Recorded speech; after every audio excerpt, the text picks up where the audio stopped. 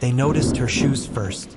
They always did. Brown once, maybe leather long ago, now cracked and dulled by years of dust and rain. The left sole was slightly loose, flapping softly with every step she took across the polished marble floor of the Grand Aurelia Hotel. Flap, step, flap. The sound alone drew attention. Conversations lowered, smiles curled, eyes flicked down, then up again, judging, dismissing, amused. The Grand Aurelia was not a place for people like her. It was a place of silk dresses, tailored suits, crystal chandeliers, and laughter that cost more than her entire wardrobe.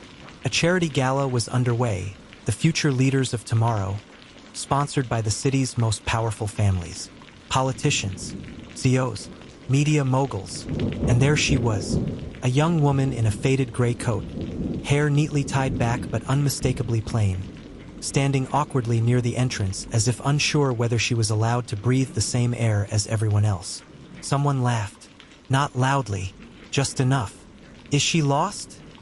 A woman whispered behind a manicured hand. "Probably a cleaner," another replied, eyes skimming her shoes again. "Or someone's charity case." The young woman heard them. Of course she did. She always heard everything. Her name was Amara Hale, and she had waited 12 years for this night. Amara kept her gaze low as she walked further into the room, clutching a worn leather folder to her chest. Inside it were documents, creased, carefully preserved, read so many times the words were etched into her memory. Every step she took felt like walking through fire, not because of the whispers, but because of the memories. 12 years earlier, Amara had stood barefoot on cracked pavement, watching men in expensive shoes step over her father's body. The accident had been ruled unavoidable, a factory explosion, a tragic error, a forgotten safety valve. That's what the papers said. But Amara had been there. She had seen her father run back inside when the alarms failed. She had heard him shout that people were still trapped. She had smelled smoke before the explosion tore the building apart. Her father, Daniel Hale, had been a maintenance engineer at Corvain Industries, one of the very companies funding tonight's gala. After his death, Corvain paid her family a small settlement, enough to look generous, not enough to ask questions. And when her mother tried to fight it, the lawyers came. Then the threats, then the silence. Her mother grew tired, sick, afraid. And Amara learned something important at 13 years old. Justice does not come to those who beg for it. It comes to those who wait and strike when no one is looking. A man blocked her path now, tall, broad shoulders, a security badge gleaming on his chest. "Miss," he said politely but firmly, "staff entrance is around the back." "I'm not staff," Amara replied. He glanced at her shoes. "This is a private event." She met his eyes for the first time. Calm, steady. "I'm invited." Paused.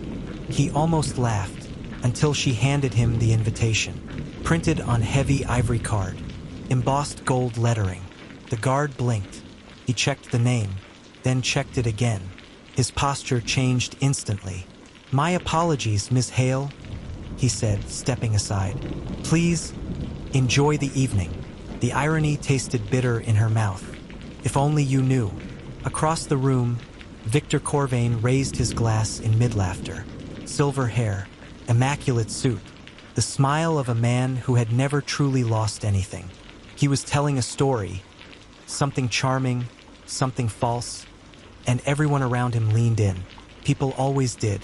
Victor Corvain was beloved, a philanthropist, a visionary, a man who had built thousands of jobs and donated millions to charity, and the man who had personally signed off on the safety cuts that killed Amara's father.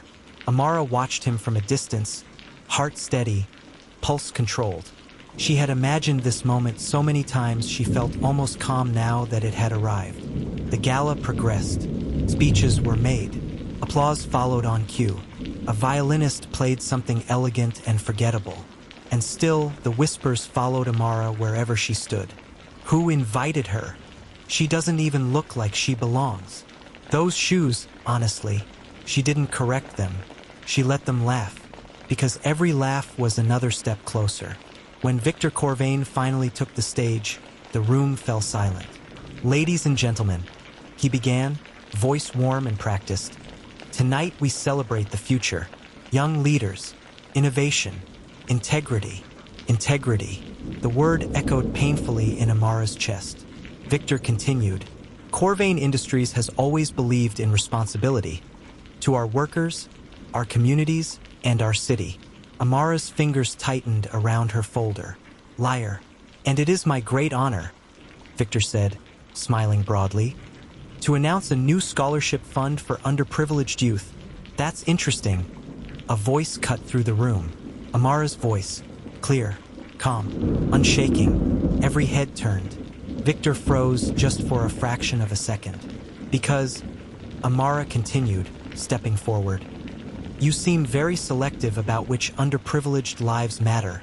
A murmur rippled through the crowd. Victor's smile stiffened. "I'm sorry, miss, but my name is Amara Hale," she said, "and my father died in one of your factories." Silence. The air itself seemed to stop moving. Victor's eyes narrowed, recognition flickering like a dying light. "Security," he began. "Before you call them," Amara said softly, "you might want to explain these." She opened the folder. Documents spilled out, copied reports, internal emails, signed approvals. Screens around the room flickered to life. Because Amara had planned very carefully. The emails appeared on every display. Safety overrides disabled. Cost reduction approved. Do not delay production. Victor's signature glowed unmistakably at the bottom. Gasps erupted. Phones came out. Whispers turned sharp and urgent. Victor stepped back, color draining from his face.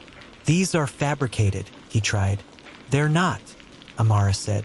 "And the original files were forwarded to every major news outlet 15 minutes ago." The room exploded into chaos. Reporters pushed forward. Board members argued. Security hesitated, unsure who they were meant to protect now. Victor Corvain looked smaller than he ever had. And for the first time, he looked afraid. "You ruined me," he hissed, voice low, as guards finally closed in around him. Amara shook her head. "No, you ruined yourself."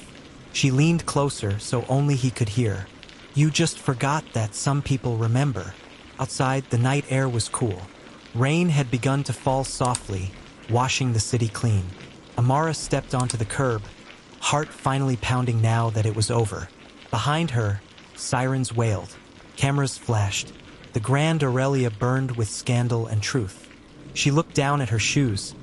Dirty, worn, honest. A black limousine pulled up smoothly in front of her. The driver stepped out, opening the door with quiet respect.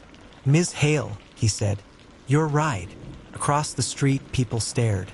The same people who had laughed. Amara paused for just a moment, long enough for them to understand. Then she stepped into the limousine. The door closed, and as the car pulled away, Amara allowed herself one small, quiet smile. Justice had taken 12 years. But tonight, justice had arrived.